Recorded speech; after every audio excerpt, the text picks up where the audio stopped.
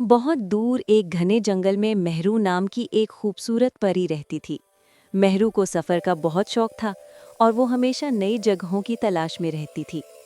اس کے چاندی جیسے پر سورج کی روشنی میں چمکتے تھے اور وہ انہی پروں کی مدد سے بادلوں پر سوار ہو کر دنیا بھر کا سفر کرتی تھی۔ ہر صبح مہرو اپنے جادوئی بیگ میں شفا بخش جڑی بوٹیاں اور خوبصورت پھول رکھ کر نیا سفر شروع کرتی تھی۔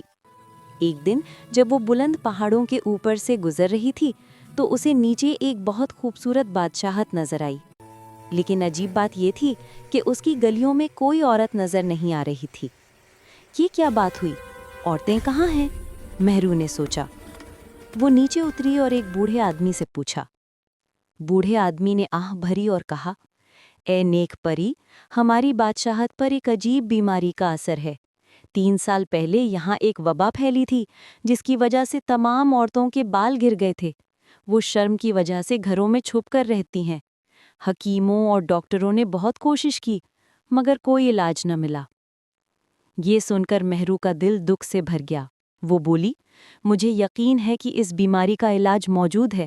میں ضرور کوئی نہ کوئی راستہ نکالوں گی۔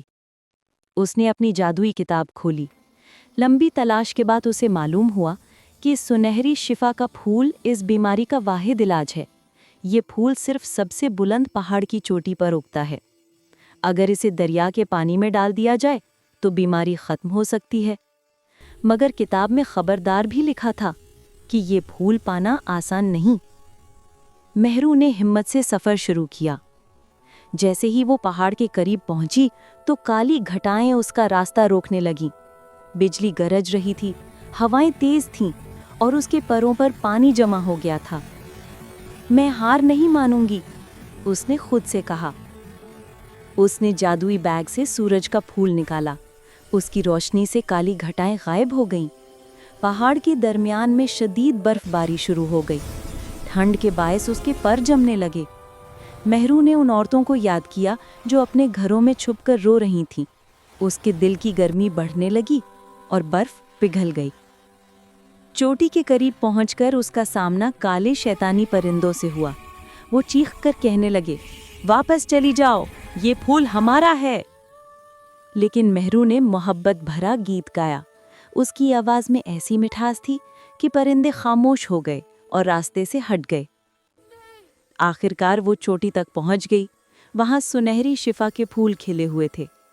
اچانک ایک سنہرا سانپ ظاہر ہوا جو اس باغ کا محافظ تھا۔ سانپ نے غصے سے کہا، یہ پھول ہر کسی کے لیے نہیں، صرف وہی پا سکتا ہے جو اپنے دل کی سچائی ثابت کرے۔ مہرو نے بغیر خوف کے اپنی نیت کی پاکیزگی بیان کی۔ سانپ مسکرایا اور بولا، جان نیک پری، تیری نیت ان پھولوں سے بھی زیادہ پاک ہے۔ نیچے اترتے ہوئے اچانک آسمان پر ایک سیاہ سایہ چھا گیا۔